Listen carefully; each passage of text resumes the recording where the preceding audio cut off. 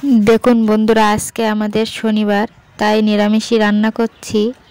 আর রান্না করছি আমি দইরে কলা, কাঁচা টমেটো আর আলু। তার জন্য মশলায় আমি নিয়ে নিচ্ছি আদা, লঙ্কা, জিরি মরিচ আর একটু রাঁধুনি। নিরামিষ যেহেতু, ওই জন্য এই উপকরণগুলো দিয়ে আমি রান্না করব।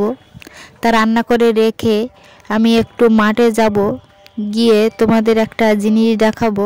তা থাম্বনেল দেখে তোমরা বুঝতে পেরেছো যে কি দেখাবো।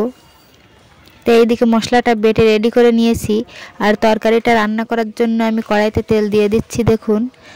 আর ফোড়নে দিয়ে দিয়েছি 5 ফোড়ন,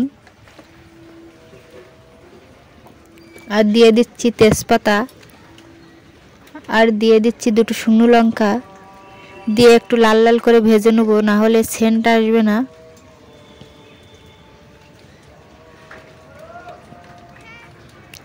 আর এইদিকে বেটে রাখা লঙ্কা, আদা, জিরি মরিচ আর রাঁধুনি দিয়ে দিচ্ছি তেলের উপরে দিয়ে একটু ভেজে নেব, তাহলে কাঁচা গন্ধটা চলে যাবে আর সুন্দর একটা সেন্ট আসবে ভাজা ভাজার। আর এইদিকে পরিমাণ মতো নুন দিয়ে দিচ্ছি দেখুন, আর দিয়ে দেবো পরিমাণ মতন হলুদ। আর নুন হলুদটা দিয়ে আমি সুন্দর করে মশলাটাকে লাল লাল করে কষিয়ে নেব। তার দেখুন বন্ধুরা, মশলাটাকে আমার সুন্দর করে কষানো হয়ে গেছে। এবার কেটে ধুয়ে রাখা দইরে কলা, কাঁচা টমেটো, আলুটা দিয়ে সুন্দর করে কষিয়ে নিচ্ছি মশলার সঙ্গে দেখুন।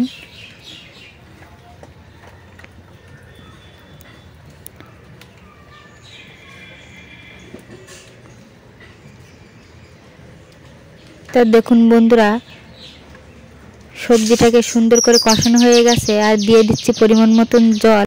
আর তরকারিটা ফুটে উঠলে রেডি হয়ে যাবে দইরি কলা, কাঁচা টমেটো, আলুর ঝোল। আর রান্না করে রেখে আমি চলে যাচ্ছি মাঠের দিকে। তা মাঠে গিয়ে তোমাদের একটা সুন্দর একটা নার্সারি দেখাবো। আর আমাদের বাড়ির পিছনে সুরি বাগানটা রেখে আছে সেই নার্সারিটা, ওটা একেবারে মাঠের সাইডে।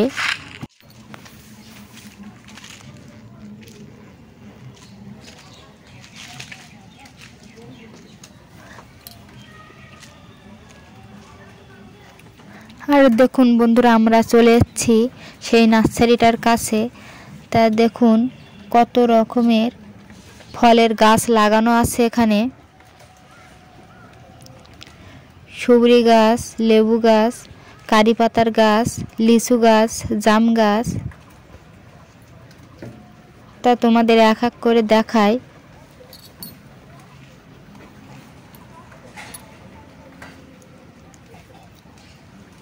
বেল গাছও আছে, তোমরা কতটা কি দেখতে পাচ্ছ জানি না। তা দেখুন বন্ধুরা, সব রকম গাছই এখানে লাগানো আছে এই নার্সারিটায়।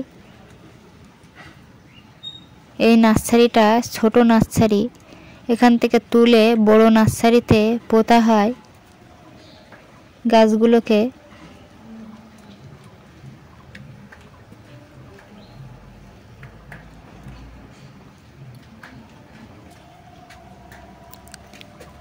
আর তোমাদের এমন একটা গাছ দেখাবো যে গাছের ফল খেলে খুব সুন্দর ঘুম হয়। এই গাছটা কি গাছ কমেন্টে তোমরা জানাবে। দেখুন বন্ধুরা, এই হচ্ছে ফলটা। এই ফলটা যখন পেকে যায় তখন লাল হয়ে যায়।